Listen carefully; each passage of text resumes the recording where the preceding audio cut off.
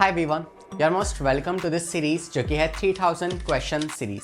इस सीरीज में आज हम लगाने वाले हैं हमारा एक नया और प्यारा सा चैप्टर जिसका नाम है लिविंग वर्ल्ड। इसके बाद हम 30 क्वेश्चंस लगाने वाले हैं। इसके बाद आपके 2 सेशंस और आएंगे ऑन द सेम चैप्टर और इस तरीके से हम इस पूरे चैप्टर के 90 क्वेश्चंस लगा के इस चैप्टर को रैप अप करने वाले हैं। एंड बिलीव मी, इस चैप्टर में जो भी हम क्वेश्चंस डिस्कस करेंगे वो सारे के सारे जो हैं वो क्वालिटी क्वेश्चंस होने वाले हैं। तो आपको वो सवाल अगर आप लास्ट तक लगाएंगे ना तो आपको मज़ा आ जाएगा इस चैप्टर में, ठीक है। इसके अलावा हाँ, ये चैप्टर जो है ये पेड़ पौधे, कीड़े मकोड़े और बैक्टीरिया, वायरस, इन सब के बारे में।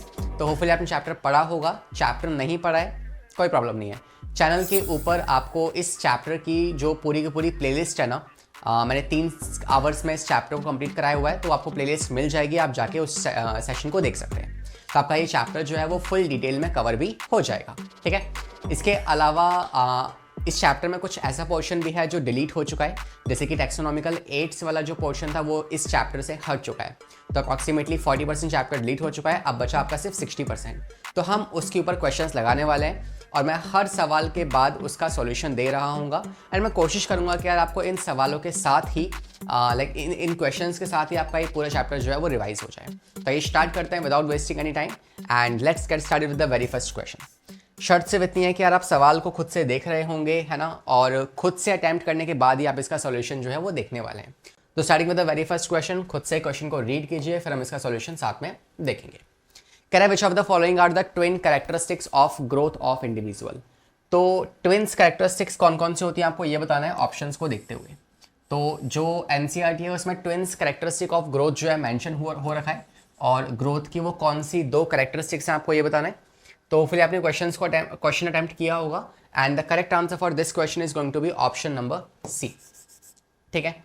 कि भाई जो ट्विन कैरेक्टरिस्टिक्स होती है ना ग्रोथ की, वैसे तो हम जानते हैं कि जो ग्रोथ होता है वो क्या है, ग्रोथ इंट्रिंसिकली भी हो सकती है, मतलब इंटरनली, और ग्रोथ एक्सट्रिंसिकली मतलब बाहर से भी हो सकती है। लाइक माउंटेन्स में बाहर से होती है, हमारी बॉडी में अंदर से होती है। तो हालांकि ग्रोथ हमारा कोई डिफाइनिंग फीचर नहीं है, ग्रोथ एक तरह का कैरेक्टरिस्टिक फीचर है, लेकिन उसके अंदर हम जानते हैं कि 2 तरीके से आप ग्रोथ डिफाइन कर सकते हो।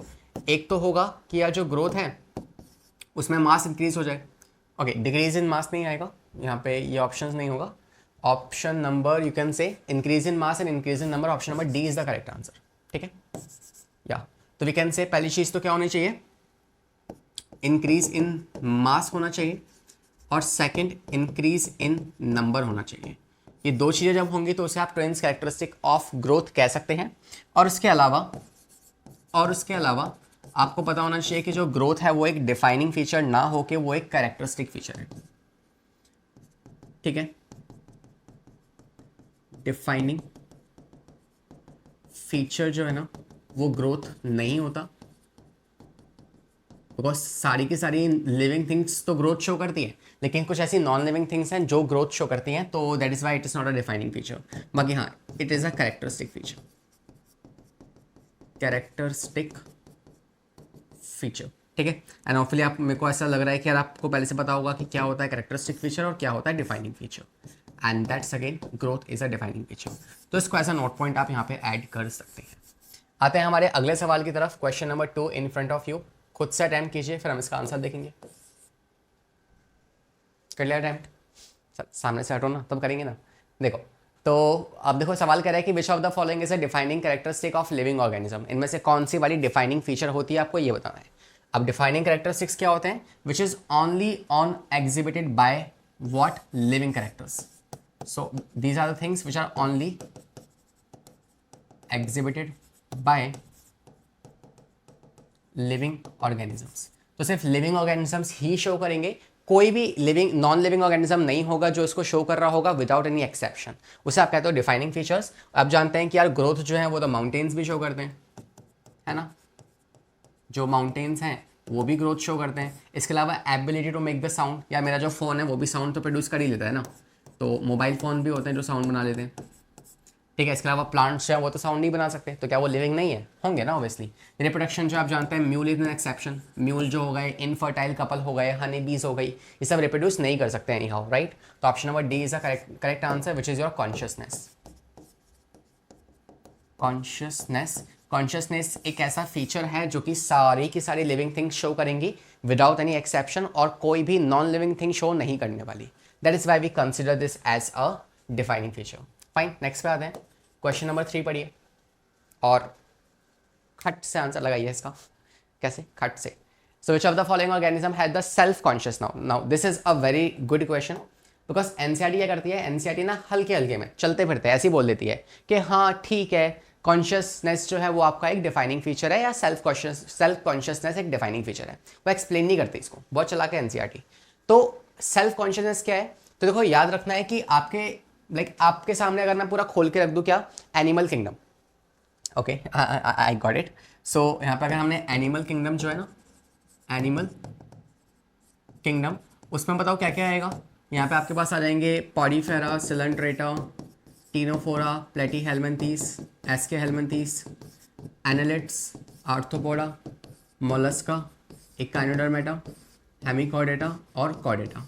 ये सब आ जाएंगे इसके अंदर.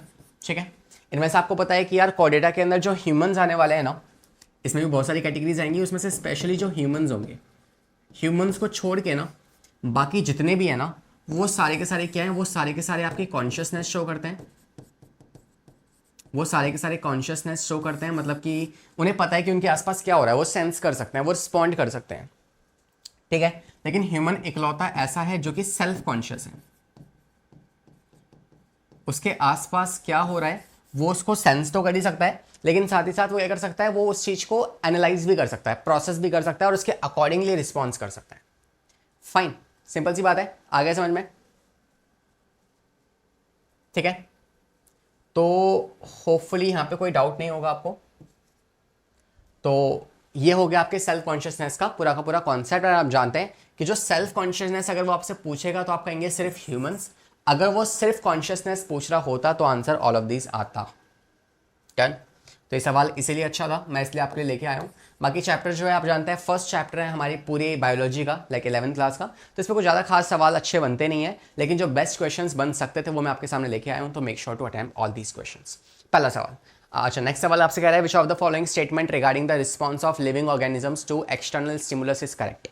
तो कॉन्शियसनेस के बारे में या फिर स्टिमुलस के ऊपर रिस्पॉन्ड करना, इस बात के ऊपर बताओ कौन सी स्टेटमेंट जो है वो सही है. कौन सी स्टेटमेंट जो है वो सही है. पढ़ लिए ऑप्शंस, देखें साथ में.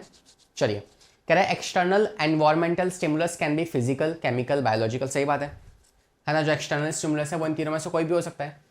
अरे ठीक है. नेक्स्ट कह रहा है all the organisms from prokaryotes to the most complex eukaryote can sense and response to the stimulus. हाँ भाई, सारे के सारे ऑर्गेनिजम्स जो होते हैं वो सभी रिस्पॉन्ड कर सकते हैं. That is why consciousness is a defining feature. Next कह रहा है consciousness and response to stimulus is a defining property. तो कॉन्शियसनेस और रिस्पॉन्ड करना क्या वो एक डिफाइनिंग प्रॉपर्टी है. सही बात है. कौन कौन से फीचर्स डिफाइनिंग फीचर्स होते हैं याद है आपको. एक आपका मेटाबॉलिज्म, जब आप टेस्ट ट्यूब वाला एग्जाम्पल पढ़ते हो. ठीक है. इसके अलावा दूसरा कॉन्शियसनेस, जिसमें आप कोमा, जो एक पेशेंट जो कोमा के अंदर है, टपक गया है ना, उसकी बात करते हैं. इसके अलावा तीसरा हम जानते हैं इसके अलावा और कौन सा आपका फीचर होता है, सेलुलर ऑर्गेनाइजेशन. सेलुलर ऑर्गेनाइजेशन ये भी आपका एक डिफाइनिंग फीचर होता है. तो ये सारे डिफाइनिंग फीचर्स हम पढ़ चुके हैं and that is why we can say option number D is the correct answer all of these. Fine. Fifth question. पढ़ो भाई पढ़ो, पढ़ोगे लिखोगे बनोगे नवाब, नहीं तो ढूंढते रह जाओगे सवाल. कह रहा है the number of species that are known and describe range between. तो रॉबर्ट मेयर जो साइंटिस्ट थे उनके अकॉर्डिंग क्या डेटा आपकी बुक में दिया हुआ है, आपको ये बताना है. According to Robert May. So Robert May is a scientist जिन्होंने एक डेटा आपको दिया था और उस डेटा के बेसिस पे काफ़ी सारे सवाल बन जाते हैं. तो आपको वो सवाल या वो डेटा याद होना चाहिए. तो भाई रॉबर्ट मे ने की सिंपल सी बात है, इनसे पहले जो कुछ साइंटिस्ट थे वो कुछ बोल रहे थे. क्या बोल रहे थे? वो बोल रहे थे कि यार हमारी इस दुनिया में 50 मिलियन स्पीशीज़ हो सकती हैं, 20 मिलियन स्पीशीज़ हो सकती हैं. इट्स लाइक वो नंबर फेंक रहे थे. ठीक है. तो एक तरीके से वो नंबर फेंक रहे थे. लेकिन फिर एक साइंटिस्ट आते हैं रॉबर्ट मे, जो काफ़ी पढ़े लिखे है ना, काफ़ी नामी मशहूरी साइंटिस्ट थे.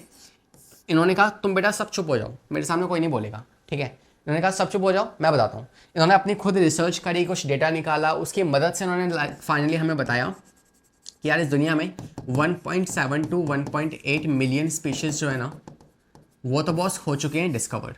इसके अलावा कितनी एक्सपेक्टेड हैं, ये एग्जिस्ट करती हैं. मतलब इतनी स्पीशीज जो है वो एग्जिस्ट है, मतलब अभी प्रेजेंट है। और इसके अलावा कितनी हो सकती हैं, तो इन्होंने कहा कि अप्रॉक्सीमेटली 7 मिलियन स्पीशीज जो है ना वो इस दुनिया में पाई जा सकती हैं, विच कैन बी एक्सपेक्टेड। तो उन्होंने ये डेटा हमें दिया एंड दैट इज़ हाउ हमने कहा ठीक है भाई, आप अगर बोल रहे हो तो मान लेते हैं और बच्चों को दे देते हैं, याद कर लेंगे बच्चे, तो आपको याद कर लेना है, ठीक है।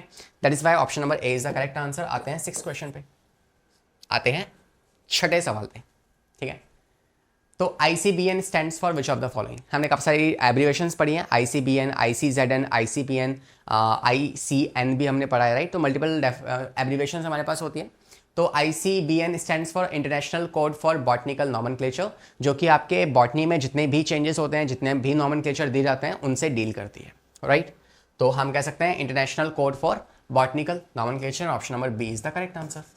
ऐसी ICZN किसके लिए होता है? ICZN, इसमें जो Z है वो स्टैंड करता है जूलॉजिकल नॉमेनक्लेचर के लिए, जूलॉजिकल नॉमेनक्लेचर। फाइन, नेक्स्ट पे आ जाए। क्वेश्चन नंबर 7 देखो, सेइंग दैट और सेइंग समथिंग, क्या कह रही है आप खुद पढ़ो। कह रहा है dash written at the end of the biological name that is after the species epithet and is written in the abbreviative form. तो स्पीशीज के बाद क्या लिखा जाता है आपको वो बताना है। स्पीशीज के बाद क्या लिखा जाता है आपको बताना है। फॉर एग्जांपल मैंजीफेरा इंडिका,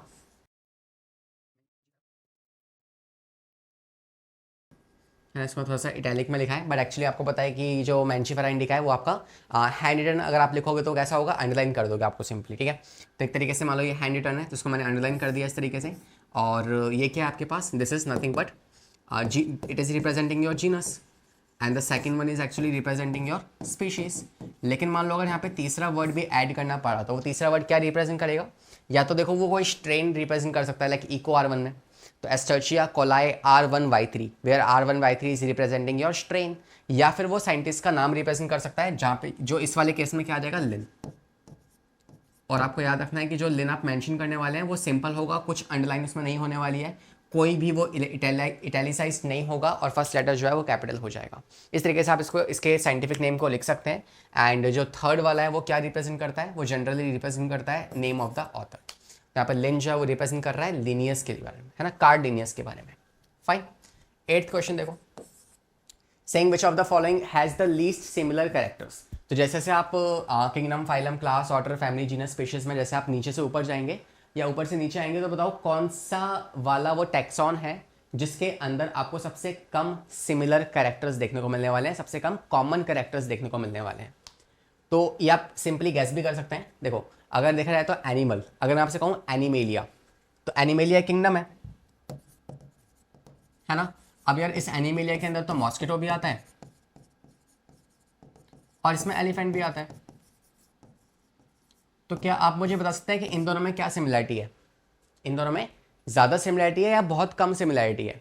और ये एक एग्जांपल मैंने आपसे लिया है, दूसरा एग्जांपल मैं लेता हूँ स्पीशीज़ का। स्पीशीज़ में जैसे हमने एग्जांपल ले लिया डॉग के बारे में, है ना। आपके पास एक डॉग है और दूसरा डॉग है, तो एक ही स्पीशीज़ के आप दो डॉग्स, जैसे जर्मन शेपर्ड ले लिया हमने, ब्रीड्स अलग अलग हैं, ठीक है, जर्मन शेपर्ड और पिटबुल। तो अगर ये दो डॉग्स हमने लिए हैं तो बताओ इनमें सिमिलरिटीज़ आप ज़्यादा बता पाएंगे या फिर इन दोनों में सिमिलरिटी ज़्यादा बता पाएंगे। ऑब्वियसली इस वाले केस में, है ना, इस वाले केस में आप सिमिलरिटी ज़्यादा काउंट करवा पाएंगे। तो जैसे जैसे आप क्या करते हैं स्पीशीज से, इस लाइक स्पीशीज, यहाँ पे क्या किंगडम है, kingdom, phylum, class, order, family, genus, species, जैसे जैसे आप नीचे से ऊपर की तरफ जा रहे हैं तो क्या हो रहा है, आपका जो कैरेक्टर्स है ना, सिमिलर कैरेक्टर्स, सिमिलर कैरेक्टर्स जो हैं, या फिर आप कह सकते हैं कॉमन कैरेक्टर्स, ये जो है ना ये डिक्रीज हो रहे हैं, ये जो है क्या हो रहे हैं, ये एक तरीके से डिक्रीज हो रहे हैं। तो जैसे से आप ऊपर से नीचे जाएंगे तो इंक्रीज होंगे, तो यहाँ पे मोर होंगे, मोर सिमिलरिटीज, और यहाँ पे less similarities. That is why we can say according to this question least similar characters जो हैं वो आपको कहाँ मिलने वाले हैं, जितना आप ऊपर होंगे उतने ही लेस सिमिलर कैरेक्टर्स आपको देखने को मिलेंगे। तो किंगडम, फाइलम, क्लास, क्लास सबसे ऊपर आ रही है तो इसी में सबसे कम कॉमन कैरेक्टर्स आपको देखने को मिलने वाले हैं। That is the correct answer, simple. चलिए नेक्स्ट पे आते हैं, क्वेश्चन नंबर 9 देखो, कह रहे विच of the following statement is incorrect. कौन सी स्टेटमेंट इन सारे ऑप्शंस में से गलत है ना। हमने 10 सवाल लगाए हैं, 30 क्वेश्चंस तक है, तो सेशन बाकी है, भागना कहीं नहीं है, टिक के बैठ जाओ वरना रस्सी से बांध दिया जाएगा, ठीक है। कह रहे हैं which of the following statement is incorrect. So indica tuberosum लियो, क्या ये आपके स्पीशीज एपिथेट को रिप्रेजेंट करते हैं? क्या ये स्पीशीज है? Indica, Mangifera indica, Solanum tuberosum और पैंथेरा लियो। तो ये तीनों क्या है आपके पास? आप जानते हैं कि ये दे ऑल आर स्पीशीज। ठीक है, सेकंड ऑप्शन पढ़ो, सोलेनम मैंजीफेरा होमो, क्या ये जेनेरिक नेम है? तो Solanum tuberosum Mangifera indica Homo sapien, yes they all are generic name. ठीक है, नेक्स्ट कह रहा है मोनोकॉटलीडोन डाइकॉटलीडोन, क्या ये डिविजन्स हैं एंजियोस्पर्म की? सही बात है, दीज आर द डिविजन्स। और लास्ट कह रहा है कि फाइलम कॉर्डेटा जो है वो सबसे बड़ा फाइलम होता है। तो यार जितने भी फाइलम्स हमने पढ़े हैं एनिमल किंगडम के अंदर, उनमें से इंसेक्टा या सॉरी जो आर्थ्रोपोडा है that is the largest phylum. तो लास्ट स्टेटमेंट जो है यहाँ पे गलत हो जाएगी, बिकॉज हम जानते हैं कि लार्जेस्ट फाइलम कौन है? लार्जेस्ट फाइलम कॉर्डेटा नहीं है, लार्जेस्ट फाइलम है आपका दैट इज आर्थ्रोपोडा। तो आर्थ्रोपोडा जो है that is the largest phylum. और सेकंड लार्जेस्ट फाइलम कौन सा होता है? सेकंड लार्जेस्ट फाइलम जो है ये क्या है, ये आपको कमेंट करना है मुझे। ठीक है, कमेंट मी बिलो। ठीक है, कमेंट मी बिलो। तो we can say this is the correct answer, क्योंकि ये स्टेटमेंट रॉन्ग है तो यही हमारा सही आंसर होगा। फाइन, अगले सवाल पे आते हैं। क्वेश्चन नंबर 10 देखो, saying that the name of a plant order ends with, plant order में जो लास्ट वाला नेम है ना वो किस चीज़ से एंड होता है आपको ये बताना है। किस चीज़ से एंड होता है आपको ये बताना है। तो ऑर्डर्स की बात कर रहा है, ठीक है। सवाल कुछ बच्चे सवाल ही नहीं पढ़ पाएंगे ये वाला सवाल में पूछ रहा है कि जो ऑर्डर होता है ना, ये ऑर्डर कौन सा वाला ऑर्डर है? ये है किंगडम फाइलम क्लास ऑर्डर, वो वाला ऑर्डर। तो ऑर्डर में जितने भी प्लांट्स आ होंगे उनके लास्ट में जनरली क्या लगाया जाता है आपको ये बताना है। ठीक है, क्या लगाया जाता है आपको जनरली ये बताना है। तो ये टॉपिक जो है ये आपके प्रीफिक्स और सफिक्स वाला टॉपिक है। प्रीफिक्स एंड सफिक्स, इनमें क्या होता है? इनमें या मोस्टली हम वैसे सफिक्स की बात करते हैं, प्रीफिक्स की बात तो नहीं करते हैं, है ना। टैक्सॉन में जो सफिक्स लगता है ना, टैक्सॉन सफिक्स, वो क्या होता है? जनरली एनिमल्स के लिए इतने कुछ खास सफिक्स हमारे पास नहीं है, मगर हाँ प्लांट्स के लिए सफिक्स हमारे पास काफ़ी अच्छे से डिफाइन किए गए हैं। तो फॉर प्लांट्स की अगर हम बात करें तो एनिमल्स इज लाइक ठीक है चला लो, जो मन में आ रहा है वो कर लो, मन मर्जी का मालिक है। लेकिन प्लांट्स के जब आप नाम दे रहे हो तो आपको बहुत स्ट्रिक्ट रहना पड़ेगा, बहुत ध्यान से नाम देने पड़ेंगे। तो इसके लिए आप यहाँ पे लिख सकते हैं इसको कहीं साइड में कि यहाँ पे कहीं हम बात करते हैं मान लो ग्रुप के बारे में, और यहाँ बात करते हैं सफिक्स के बारे में। ठीक है, तो आपको मैं दोनों बता देता हूँ। फॉर एग्जाम्पल जो किंगडम है उसके लिए कोई भी सफिक्स नहीं होता, बिकॉज किंगडम तो एक ही है, प्लांटाई। अब प्लांटाई के साथ में कोई होना तो चाहिए ना, जिसके रेफरेंस में आप कंपेयर कर रहे हो, कोई है ही नहीं। तो प्लांटाई में कोई ऐसा याद करने वाला सफिक्स नहीं है हमारे पास। सेकंड आता है फाइलम्स, और प्लांट्स में हम फाइलम वर्ड का इस्तेमाल ना करके हम डिवीजन वर्ड का इस्तेमाल करते हैं, राइट। तो जो प्लांट्स में डिवीजन होती है ना, like Thallophyta, Bryophyta, Pteridophyta, then angiosperm, gymnosperm, तो यहाँ पे क्या आपको कोई कॉमन चीज़ दिख रही है क्या? इन सभी लेटर्स के लास्ट में कोई चीज़ कॉमन दिख रही है आपको? सोचो, Thallophyta, Bryophyta, pteridophyta, sir phyta दिख रहा है, लेकिन देखो फिर एंजियोस्पर्म, जिम्नोस्पर्म में कोई फाइटा नहीं दिख रहा आपको। तो मतलब फाइलम्स के अंदर भी कोई सफिक्स याद करने लायक नहीं है। सफिक्स आपको याद करने हैं फ्रॉम द क्लास। तो क्लास है ना, उसका एक सफिक्स होता है that is opsida. Generally plants के केस में या तो वो जो आपके पास क्लासेस होने वाली हैं वो ऑप्सिडा से खत्म होंगी, लाइक टेरिडोप्सिडा, राइट, ब्रायोप्सिडा। तो जो ऑप्सिडा है वो वर्ड हम जनरली क्लासेस के लिए इस्तेमाल करते हैं, मतलब एक वर्ड होगा और वो खत्म किससे हो रहा होगा? ऑप्सिडा से खत्म हो रहा होगा। फाइन, तो एक तो ये हो गया। सेकंड, आपको फैमिली याद रखनी है, kingdom phylum class order, order याद रखना है और फैमिली याद रखनी है। फैमिली जो है ना वो जनरली एंड होती है ACEAE, इससे फैमिली जनरली इससे ऐड होती है, और जो आपके पास ऑर्डर है ना वो जनरली आपका ऐड होता है एल से, इससे। मैं आपको एक चार्ट दिखा दूं, मैं लाया हुआ था स्टार्टिंग में ताकि आपको मैं इजीली कंपेयर करा पाऊँ। देखो इस डायग्राम में अगर हम देखते हैं तो देखो जनरली जो फैमिलीज हैं वो किससे खत्म हो रही है? प्लांट्स की बात करूंगा, एनिमल की बात नहीं करूंगा, ठीक है। मैंगो और बीट में देखो यहाँ पे आप देख पा रहे हैं एशिया है, यहाँ पे भी ACI है। तो आपकी जो जनरली फैमिलीज हैं वो किससे ऐड होती है? आपकी ACI से ऐड होती है। ऑर्डर जो है वो जनरली वो किससे ऐड हो रहा है? एल्स, है ना, ये जनरली आपका इससे ऐड हो रहा है। बाकी आपको क्लास में कोई कॉमन चीज़ नहीं दिखेगी, या दिख रही है? एक मिनट देखो, AE और AE, ठीक है, जनरली ये इससे ऐड होता है आपकी क्लासेस जो है। और सवाल के अंदर वो आपसे जो ऑर्डर पूछ रहा है वो क्या होगा, वो आपका आ जाएगा वहाँ पे लास्ट में एल्स। तो इस तरीके से जो आपकी क्लास है वो एंड होती है ऑप्सिडा से, ऑर्डर जो है वो एल से एंड होगा, और तीसरा फैमिली जो है वो आपकी एशिया से जनरली एंड होती है। That is option number B is the correct answer for this question. Next पे आते हैं। ठीक है, क्वेश्चन नंबर 11 देखो, कह रहा है मैच करना है आपको, तो फटाक से देखो और खटाक से मैच करो, फिर हम साथ में सॉल्व करेंगे। तो होपफुली आपने किया होगा, है ना। पॉज कर लो फिर मैच कर लो इसको फटाफट से, राइट। देखो प्राइमेटा की पहले वो बात कर रहे हैं, तो प्राइमेटा में कौन आता है, प्राइमेटा में आपके 3-4 मेंबर्स आते हैं, लाइक ह्यूमंस हो गए, इसके अलावा एप्स, मंकी, गोरिल्ला, चिंपैंजी, सब कुछ आएंगे। तो जो प्राइमेटा है वो मैच कर जाएगा आपके मैन्स के साथ, मैन के साथ। ठीक है, तो ए का तो आ जाएगा आपका फिफ्थ वाला, तो ए का फिफ्थ इन सब के अंदर है। इसके अलावा बात की जाए जैसे कार्निवोरा, देखो कार्निवोरा के साथ कौन आ जाएगा, आपके डॉग्स आ जाएंगे। तो देखो ई के साथ फर्स्ट जो है वो सिर्फ इसी में दिया हुआ है, तो आप इसको एलिमिनेशन से सॉल्व कर सकते हैं या वैसे सॉल्व कर सकते हैं। ठीक है, तो एलिमिनेशन मेथड की मदद से कैसे सॉल्व होगा, ए का फिफ्थ हो गया। बाकी डिप्टेरिया में कौन आएंगे, आपकी हाउस फ्लाई आ जाएंगी, डिप्टेरिया, लेपिडोप्टेरियंस और कॉलियोप्टेरियंस, राइट, हम पढ़ते हैं बायोटेक के अंदर। पोएल्स में क्या आ जाएगा, वीट आ जाएगा। ठीक है, पोएल्स में क्या आ जाएंगी, वीट आ जाएंगी। और जो सेपेंडेल्स जो है इसमें आपके मैंगो आ जाएंगे, इसमें मैंगो आ जाएंगे। तो इसी के हिसाब से मैच कर सकता है। सिंपली आपके पास जो चार्ट है ना, उस चार्ट के ऊपर बेस्ड क्वेश्चन है, तो pretty easy to solve, right. Next पे आते हैं, क्वेश्चन नंबर 12 देखो, saying first step in taxonomy, taxonomy का फर्स्ट स्टेप क्या होता है आपको ये बताना है। अब सर टेक्सोनॉमी होती क्या है, तो टेक्सोनॉमी जो है this is the branch which was given by the scientist Karl Linnaeus ने इस ब्रांच को दिया था, और हम जानते हैं क्या होती है, it is a branch of science that deals with, तो टेक्सोनॉमी जो है it deals with classification, characterization. तो इसमें 4 स्टेप्स आते हैं, और वो 4 स्टेप्स कौन से हैं। सबसे पहला स्टेप जो होता है उसे आप कहते हो बेसिकली, जैसे मान लो आप कहीं गए, है ना, आप जंगल में जा रहे हो, आपको ये एक नया सा इंसेक्ट मिल गया।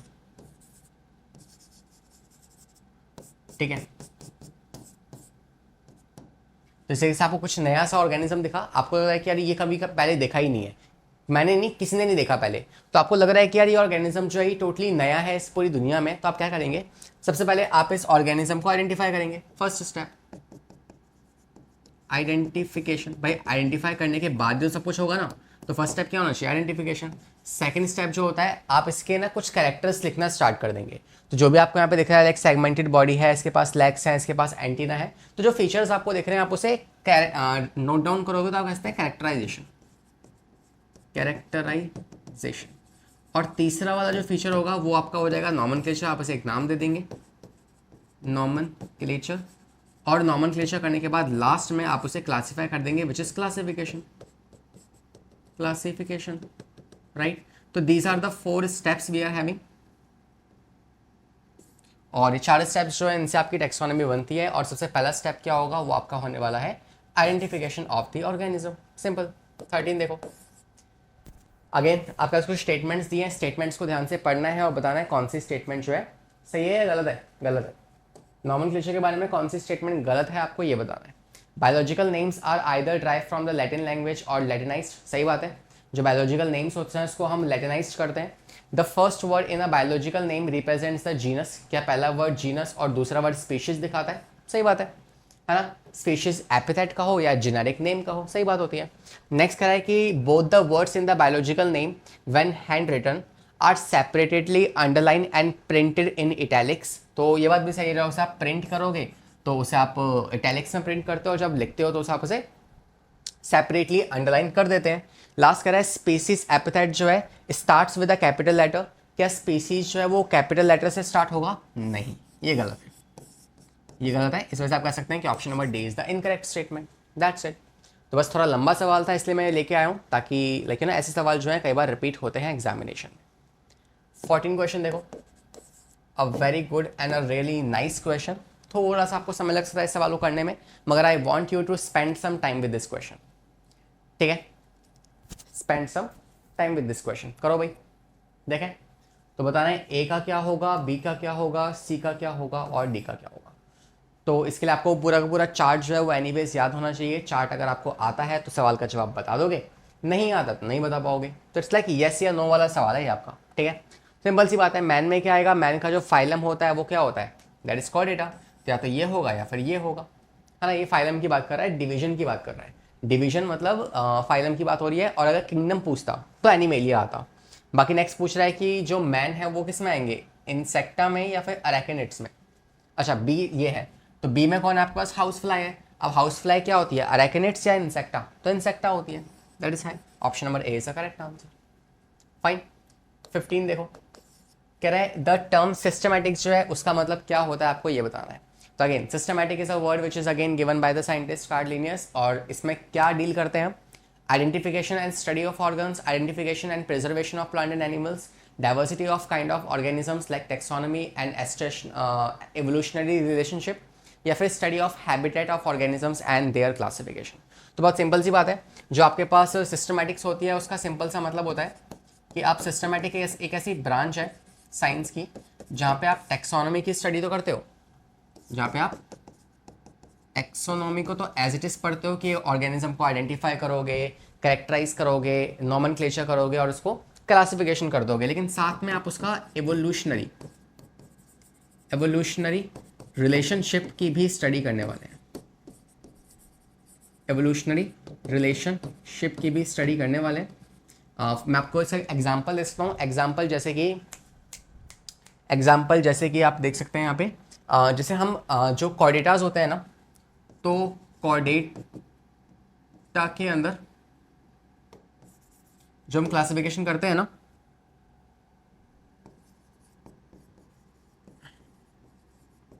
इसमें क्या आते हैं आपके पास, यूरोकॉर्डेट्स आते हैं, सिफेलोकॉर्डेट्स आते हैं और आपके वर्टिब्रेटा आते हैं। तो यूरोकॉर्डेट्स में जो आपके वर्टिब्रेटा है और इस वर्टिब्रेटा के अंदर जो हमने क्लासिफिकेशन किया है, तो हम जानते हैं वर्टिब्रेटा में फर्दर क्लासेस आती हैं, लाइक आपकी एप्स फिशेस हो गई, है ना, पाइसेस, इसके अलावा एम्फीबियन, रेप्टाइल्स, एप्स और मैमल्स। तो इनको हमने एक ऑर्डर में ही क्यों रखा, हमने डायरेक्टली ऐसे क्यों नहीं कह दिया कि इसके अंदर आपके आ जाएंगे रेप्टाइल्स, एम्फीबियंस, एप्स और मैमल्स, तो ऐसे रैंडमली क्यों नहीं किया, हमने इनको एवोल्यूशन के अकॉर्डिंग क्लासीफाई किया है। तो पहले आएंगे आपके पाइसेस, फिर आएंगे इसके बाद एम्फीबियन, इसके बाद आ जाएंगे रेप्टाइल्स, इसके बाद आ जाएंगे एप्स और फाइनली आएंगे मैमल्स। तो आप देख पा रहे हैं हमने यहाँ पे जो क्लासिफिकेशन किया है ना, ये एवोल्यूशन के अकॉर्डिंग किया है और क्लासिफिकेशन किया है, टैक्सोनॉमी भी किया है। तो ये एग्जांपल है किसका, ये एग्जांपल है सिस्टमैटिक्स का, and we can say option number C is the correct answer. Done. Next question number 16 देखो, करेक्ट क्लेमाइडोमोनास और अमीबा जो है इनके बारे में कौन सी स्टेटमेंट सही है, आपको ये बताना है। जो क्लेमाइडोमोनास है आप जानते हैं क्या होता है, ये भी आपका एक यूनिसेलुलर एल्गी है और अमीबा भी आपका एक यूनिसेलुलर ऑर्गेनिज्म है, तो इट इज यूनिसेलुलर और ये भी यूनिसेलुलर है। और आप जानते हैं कि जो यूनिसेलुलर ऑर्गेनिजम्स होते हैं ना,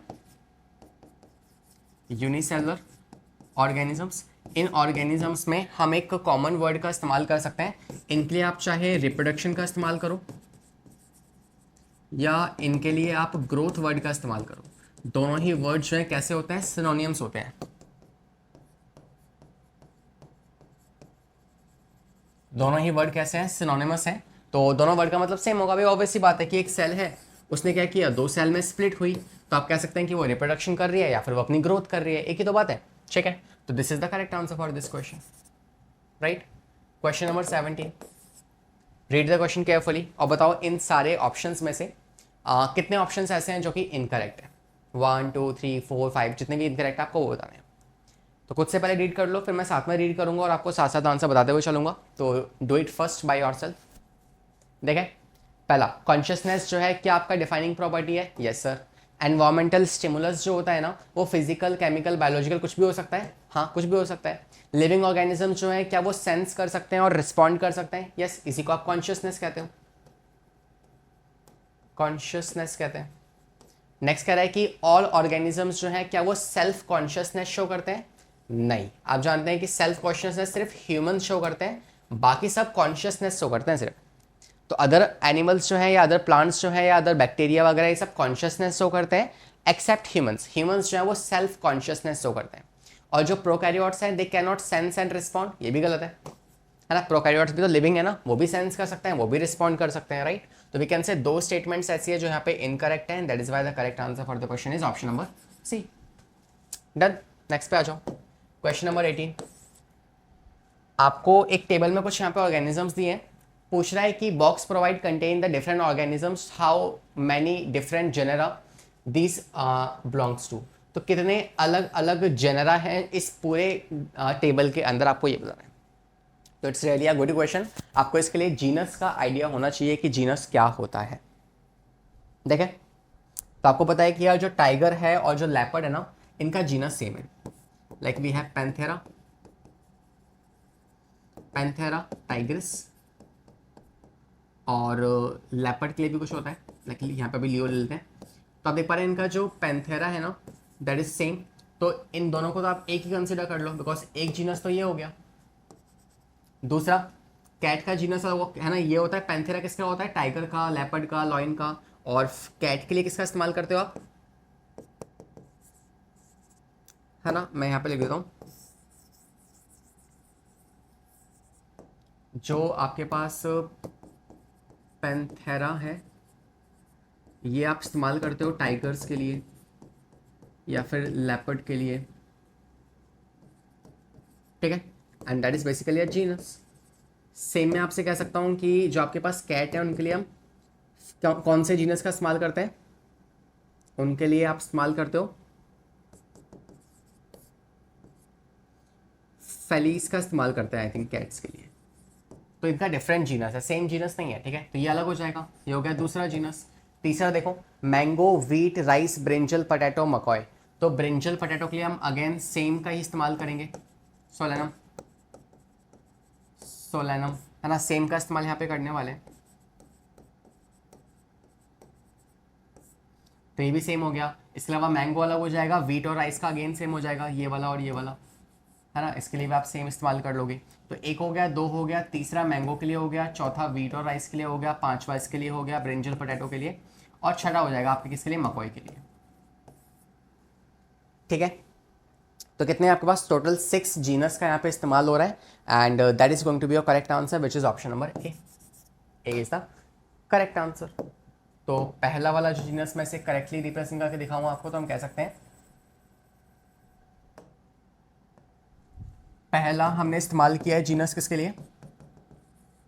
टाइगर और लेपर्ड के लिए। दूसरा हमने इस्तेमाल किया है किसके लिए? कैट के लिए। तीसरा हमने इस्तेमाल किया है मैंगो के लिए। चौथा हमने इस्तेमाल किया है, क्योंकि व्हीट और राइस का जीनस सेम है तो वो सेम आ जाएगा। पांचवा हमने इस्तेमाल किया है पोटैटो के लिए और ब्रिंजल के लिए, सेम, पोटैटो एंड ब्रिंजल के लिए सेम हो जाएगा। और सिक्स्थ वाला जो है वो इस्तेमाल होगा मकोई के लिए, राइट। तो इस तरीके से आपके पास 6 जो है वो करेक्ट आंसर होगा। आते हैं नेक्स्ट 19 क्वेश्चन पे। रीड द क्वेश्चन केयरफुली, खुद से अटेम्प्ट कीजिए एक बार। कह रहा है select an incorrect statement regarding the rules of binomial nomenclature. Binomial nomenclature के बारे में कौन से स्टेटमेंट्स यहाँ पे गलत हैं, आपको ये बताना है।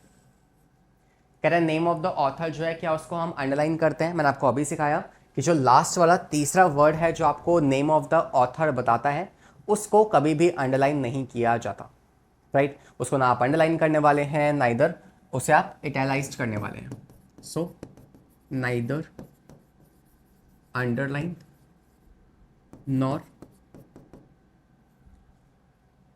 इटैलाइज्ड, है ना। उसे प्रिंटिंग में ना तो आप उसे अंडरलाइन करेंगे, ना ही उसे आप इटैलाइज्ड करने वाले। इसको एज इट इज आप सिंपली छोड़ देते हैं, this is the name of the author, fine. तो हम कह सकते हैं the correct answer for this question is option number A, which is basically incorrect about the nomenclature, क्योंकि हम जो ऑथर का नाम है उसे अंडरलाइन नहीं करते, और सवाल कह रहा है कि हम उसे अंडरलाइन हमेशा करते हैं। This is the wrong statement. Done. 20 पे आ जाओ। देखो, सवाल कुछ भी हो, ट्राई खुद से करना है और ऑनेस्टली देखना है कि क्या मैं सही ट्राई कर रहा हूँ या नहीं कर रहा हूँ, है ना। That's how you can predict it. कह रहा है find out the odd one, कौन सा इनमें से गलत है आपको ये बताना है। मुस्केडिया हो गया, या फिर आपका प्राइमेटा, सेपिनडेल्स होगा, या फिर पोएल्स हो गया। तो आपको पता है कि सेपिनडेल्स, पोएल्स, ये सब क्या है? These are the classes. देखो इस फर्स्ट वाले उसमें देखो, जो ये है इसमें क्या है आपके पास, देखो सेल्पेंडेल्स हो गया, सॉरी ऑर्डर है ये सारे, है ना। पोएल्स हो गया, सेल्पेंडेल्स हो गया, प्राइमेटा हो गया, ये सारे क्या है? These are the order. और इसके अलावा अगर बात की जाए किसके बारे में? मुस्कीडिया के बारे में, this is the only one which is a family, तो ये हमारा ऑड वन हो जाएगा, राइट। तो this is the only one which is a family, और बाकी तीनों क्या है, ये आपके एक तरीके से ऑर्डर है। तो we can say option number A is the correct answer. Option number A is the correct answer. Next पे आ जाओ। 21st, saying that which of the following represents the correct binomial name. आपको कुछ यहाँ पे binomial name दिया है, wait के बताओ कौन सा वाला करेक्टली रिप्रेजेंट होगा। तो कैसे एलिमिनेट कर देंगे, इसको तो कर दो एलिमिनेट, बिकॉज ये इटैलिकाइज्ड हो गया है।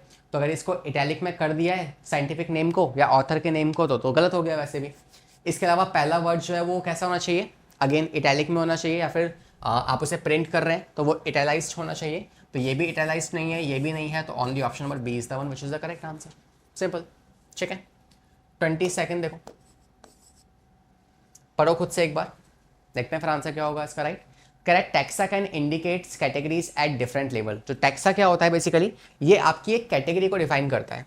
सर कौन सी कैटेगरी, तो आपने ये पूरा पिरामिड पढ़ा होगा, जहां बेस में क्या आता है हमारे पास, यहाँ पे आएगा kingdom, then we have phylum,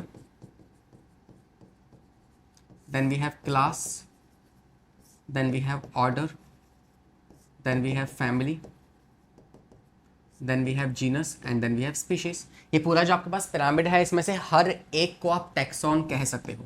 this is also a taxon, this category is also a taxon, this is also a taxon. ये सब क्या है, ये सब टैक्सॉन है, ठीक है। तो टैक्सॉन जो है वो हर एक कैटेगरी कहलाई जाती है, और इनमें से आपको बताना है कौन सी वाली जो है वो टैक्सॉन है डिफरेंट लेवल की। तो आप जानते हैं पटैटो, ब्रिंजल, ये दोनों जो है ये सेम टैक्सॉन से आते हैं, और इनका सेम टैक्सॉन कौन सा है, सेम टैक्सॉन जो कि है जीनस, इनका जीनस सेम है। नेक्स्ट देखो, लॉयन, टाइगर, लेपर्ड, इन तीनों का ही जो जीनस होगा वो सेम होगा, इनका भी जीनस सेम है। हम सवाल पूछ रहा है कौन सा टैक्सॉन अलग है। नेक्स्ट देखो, प्लांट किस में आता है, तो प्लांट का टैक्सॉन क्या होगा, ये होगा एनिमेलिया, बिकॉज प्लांट है एनिमेलिया, सॉरी एनिमेलिया नहीं होगा, प्लांट जो है वो क्या है एक तरह का, इन कैटेगरीज में से कौन सा वाला टैक्सॉन है, तो प्लांट जो है वो आपका एक किंगडम है, ठीक है सर। मोनोकॉट्स क्या है, मोनोकॉट्स आप जानते हैं ये क्लास होती है एंजियोस्पर्म की, तो ये क्लास हो जाएगी। और राइस क्या है, राइस आप जानते हैं ये स्पीशीज या जीनस हो जाएगा, स्पीशीज या जीनस। तो आप देख पा रहे हैं एक तरीके से कि ये थर्ड वाले ऑप्शन में जो भी वर्ड्स दिए गए हैं वो सब डिफरेंट डिफरेंट टैक्सॉन को रिप्रेजेंट कर रहे हैं, and that's going to be the correct answer. Right, सवाल आपसे वही पूछ रहा, बताओ कौन सा वाला ऑप्शन जो है वो डिफरेंट टैक्सॉन्स को रिप्रेजेंट कर रहा है, तो वो थर्ड वाला है आपका। राइट, 23rd पे आते हैं। Saying from the species towards the kingdom, अगर आप स्पीशीज से किंगडम की तरफ जाएंगे, सो kingdom, phylum, class, order, family, genus, species. तो स्पीशीज से अगर आप किंगडम की तरफ जा रहे हैं तो बताओ जो कॉमन कैरेक्टरिस्टिक्स हैं वो क्या होंगी। तो आपको पता है क्या, जैसे मैंने आपको बताया था राइट, कि स्पीशीज में अगर आप देखेंगे तो कॉमन कैरेक्टरिस्टिक्स ज़्यादा है, एक डॉग और एक डॉग में ज़्यादा कॉमन या सिमिलैरिटीज़ हैं as compare to kingdom. Kingdom का एग्जाम्पल लो, किंगडम में आपके आ जाएंगे मॉस्किटोज और एलिफेंट, क्या उनमें कोई सिमिलैरिटी है, नहीं ना। तो वो एक बड़ी क्लासिफिकेशन है, तो जितना ज़्यादा आप खुले मैदान में जाओगे उतनी सिमिलैरिटीज़ आपको कम दिखेंगी, और जितनी कम बाल्टी में रहोगे ना उतनी ज़्यादा सिमिलैरिटीज़ देखने को मिल जाएंगी। तो जैसे जैसे आप ऊपर जाओगे तो जो सिमिलैरिटीज़ हैं या फिर जो कॉमन फीचर्स हैं वो क्या होंगे, वो लेस होंगे, और यहाँ पे ज़्यादा पाए जाएंगे। तो ऑब्वियसली बात है, सवाल कह रहा है कि जैसे जैसे आप स्पीशीज लाइक मूव करोगे स्पीशीज से किंगडम की तरफ, तो कॉमन कैरेक्टरिस्टिक्स क्या होंगी, डिक्रीज होंगी, डिक्रीज होंगी, और उनके डिक्रीज होने की वजह से ऊपर क्लासिफिकेशन करना मुश्किल होता जाएगा एज कंपेयर टू देयर। तो इन दोनों में से कहाँ क्लासिफिकेशन करना आसान है, इस जगह पे, बिकॉज यहाँ पे सिमिलैरिटीज जो है वो आपके पास ज़्यादा हैं, और सिमिलैरिटी के बेसिस पे ही तो आप क्लासिफिकेशन करते हो। जब यहाँ कुछ है ही नहीं, आपके पास बेसिस ही नहीं है क्लासीफाई करने का, तो यहाँ मुश्किल होगा ना। तो डिक्रीज एंड मोर आना चाहिए, तो the problem of the classification will become more complex, so decrease and more is a correct answer. समझ गए? नेक्स्ट आओ। स्टिल किसी सवाल में कोई भी परेशानी होती है, प्लीज़ मेक श्योर कि आप मुझे कमेंट सेक्शन में बताएंगे, मैं डेफिनेटली उसका आंसर आपको देने वाला हूँ, ठीक है। नेक्स्ट कह रहा है find out the wrong statement, कौन सी स्टेटमेंट गलत है आपको ये बताना है। पहला, classification is a process of grouping of any thing into the categories belongs to some easily observable characters, सही बात है। डॉग्स, कैट, एनिमल्स जो हैं क्या ये सेम लेवल के टैक्सा हैं? क्या ये सेम टैक्सॉन में आते हैं? नहीं। डॉग्स जो है वो आपका जीनस रिप्रेजेंट करेगा, कैट आपका जीनस करेगा, लेकिन एनिमल आपका जीनस तो ना करेगा।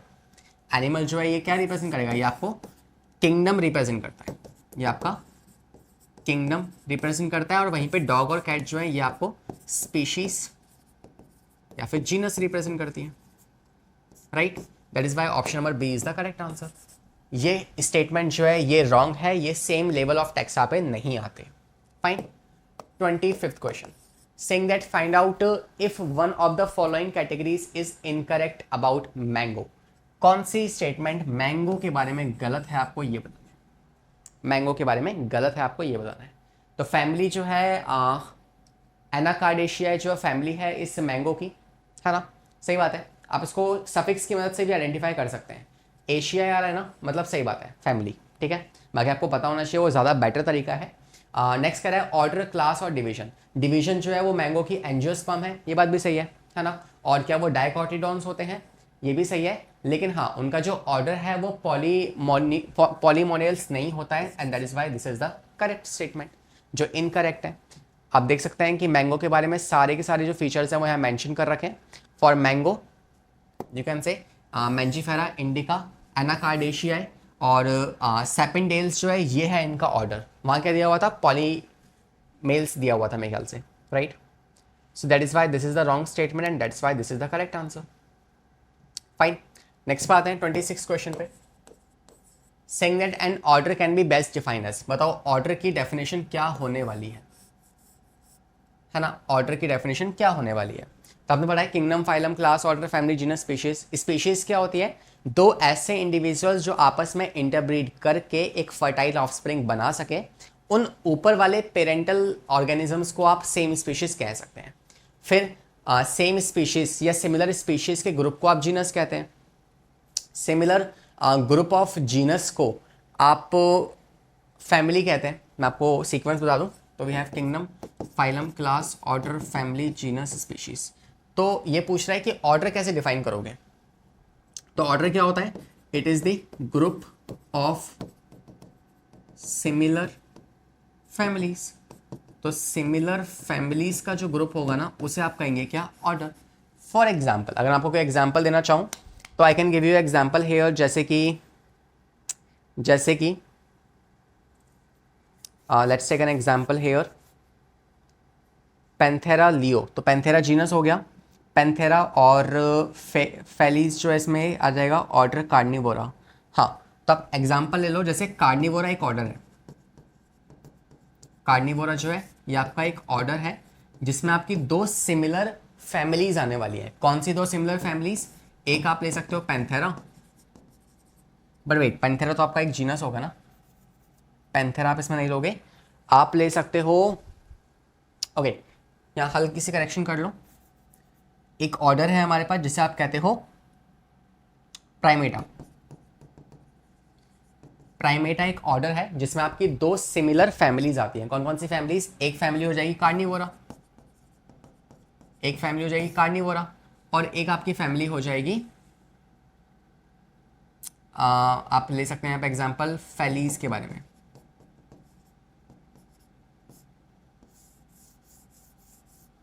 ठीक है, कार्निवोरा और फैलीज को आप ले सकते हैं जिनमें आपके पास आ जाएंगे सेम, और ऑर्डर कौन सा है? प्राइमेटा। तो ये एग्जांपल हो जाएगा इसका, and that is why we can say कि क्या होती हैं आपके orders? Group of similar families. तो group of related families which exhibit the similar character. Yes, option number B is the correct answer, right. 27 देखो, सेइंग बायोलॉजिकल ऑर्गेनाइजेशन जो है वो स्टार्ट होता है कहाँ से? तो हम सबको पता है कि हमारी पूरी जो लाइफ है वो शुरुआत कहाँ से हुई थी? एक सिंगल सेल जाइगोट के साथ, और वहाँ से हम डेवलप होते हैं किसमें? आपके नियोनेट के अंदर या फीटस या एम्ब्रियो के अंदर। फिर एम्ब्रियो से बनता है क्या? फीटस। फिर फीटस से क्या बनता है? So we have zygote, embryo, foetus, and then finally child होगा। चाइल्ड से एडल्ट बनेगा, टीनेजर बनेगा, और टीनेजर से जो है आपके एडल्ट्स बन जाएंगे, और एडल्ट से फाइनली सेनेसेंस या ओल्ड या एल्डर्स। ठीक है, तो हमारी पूरी लाइफ जो है वो एक्चुअली एक सिंगल सेल से स्टार्ट हुई थी, और वो सिंगल सेल जो होता है यहाँ से ये हमें प्रेडिक्ट करता है कि यार जो बायोलॉजिकल ऑर्गेनाइजेशन है वो हमेशा सेल से ही स्टार्ट होगा. This is your cellular level. Fine. 28th saying that Linnaeus जो है उसको किस बात का क्रेडिट जाएगा, उनको किस बात का क्रेडिट जाएगा. तो उन्होंने हमें बायनोमियल नोमेनक्लेचर दिया है, इसके अलावा उन्होंने हमें टैक्सोनॉमी भी दिया है. हालांकि फादर, ये टैक्सोनॉमी टर्म जो है किसी और साइंटिस्ट ने दिया था, मगर फादर ऑफ टैक्सोनॉमी जो है वो आपके अगेन कार्ल लिनियस ही है. फाइन. 29 कह रहा है बेसिक यूनिट या स्मॉलेस्ट यूनिट क्या होती है. तो आप जानते हैं स्पीशीज जो है वो स्मॉलेस्ट यूनिट है ना. स्मॉलेस्ट यूनिट क्या होती है, जो बेसिकली सबसे बेसिक हो. तो इट्स लाइक अगर आप मान लो अर्थ से आपको मैंने एस्ट्रोनॉट बनाया, now you are an astronaut, आप गए बाहर स्पेस में से आप सैटेलाइट से देख रहे हैं. तो आप सैटेलाइट से जब देखेंगे तो आपको दुनिया पे क्या दिखेगा, सबसे छोटी चीज़ क्या देख सकते हो आप, ह्यूमन देख सकते हो, या किसी एनिमल किसी ऑर्गेनिज्म को देख सकते हो. अब आप उस ह्यूमन के सेल के अंदर देख सकते हो क्या, नहीं ना. तो सबसे बेसिक चीज़ क्या दिख रही है आपको, ह्यूमंस दिख रहे हैं. तो इंडिविजुअल जो है वो पूरे इस दुनिया का क्या हो जाएगा, बेसिक यूनिट हो जाएगा. ऐसी बात करें इस ऑप्शन में तो जो टैक्सॉन्स हैं उनमें बेसिक चीज़ क्या आती है, सबसे लोवेस्ट लेवल पे कौन आता है, स्पीशीज आती है. That's the correct answer. आखिरी सवाल देखो हमारी आज की क्लास का, कह रहा है which one of the following aspect is an exclusive characteristic of living things. इनमें से लिविंग थिंग्स जो है ना उनका फीचर कौन है, आपको ये बताना है. Isolated metabolic reactions occurs in vitro.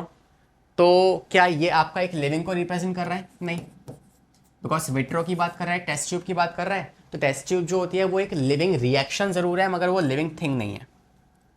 ठीक है. Metabolic reaction in test tube और इन विट्रो, ये जो है ना ये एक लिविंग रिएक्शन जरूर है लेकिन एक लिविंग थिंग नहीं है, एक लिविंग थिंग नहीं है, आपको ये याद रखना है. नेक्स्ट कह रहा है कि increase in the mass from inside only. क्या ये जो होता है क्या ये आपका एक लिविंग का कैरेक्टरिस्टिक है. तो यार आपको पता है कि लिविंग थिंग्स जो हैं वो ग्रो करते हैं सिर्फ इनसाइड से नहीं आउटसाइड से भी. तो ग्रोथ इस तरीके से डिफाइन की जाती है, सिर्फ इनसाइड से ग्रोथ को डिफाइन नहीं किया जाता. That means this is the one जो कि हमारे पास क्या होगा, जो एक्सक्लूसिवली एक लिविंग थिंग को डिफाइन कर रहा है, इनसाइड से ग्रोथ होना. ठीक है. बाकी ऑप्शंस पढ़ लेते हैं एक बार. Perception of events happening in the environment and their memory. या this is the correct answer. मतलब ये करेक्ट नहीं होगा, ये रॉन्ग स्टेटमेंट है. राइट. फर्स्ट वाली भी रॉन्ग है, सेकंड भी रॉन्ग है, बिकॉज सेकंड में वो सिर्फ इनसाइड कह रहा है. हम जानते हैं ग्रोथ तो यार इनसाइड और एक्सटर्नल दोनों से डिफाइन होती है. थर्ड सही है. थर्ड वो बात कर रहा है कॉन्शियसनेस के बारे में, कॉन्शियसनेस के बारे में, that is exhibited by all the living things, right? That is why this is the correct answer. And shall we complete all the 30 questions for this interaction? Hopefully you enjoy this. मिलेंगे हमारी अगली मुलाकात में जहाँ पे हम इस chapter पे 30 क्वेश्चंस और लगाएंगे. होपफुली ये सवाल आपको बहुत ज़्यादा ईजी भी नहीं लगे होंगे और बहुत ज़्यादा अप टू द हेड भी नहीं गए होंगे. तो इट्स लाइक गुड क्वेश्चंस मैंने चूज़ किए हैं जिसके थ्रू आपका पूरा सिलेबस या चैप्टर जो है वो रिवाइज हो जाए. एंड आप जानते हैं कि टैक्सोनॉमिकल एड्स का जो टॉपिक है वो तो वैसे भी हट चुका है सिलेबस में से, तो उस पर क्वेश्चन वैसे भी हम नहीं करने वाले. फाइन. तो मिलेंगे हमारी नेक्स्ट मुलाकात में. आपको एक टॉपिक अगर पढ़ना हो तो आप सिंपली सर्च कर सकते हैं यूट्यूब पे, लक्ष्य सर बायोलॉजी उस टॉपिक का नाम आपको मिल जाएगा. And if you have any suggestion for me please let me know in the comment section. Will see you in the next class. पढ़ाई करते रहें, सेफ रहें. Bye bye, take care.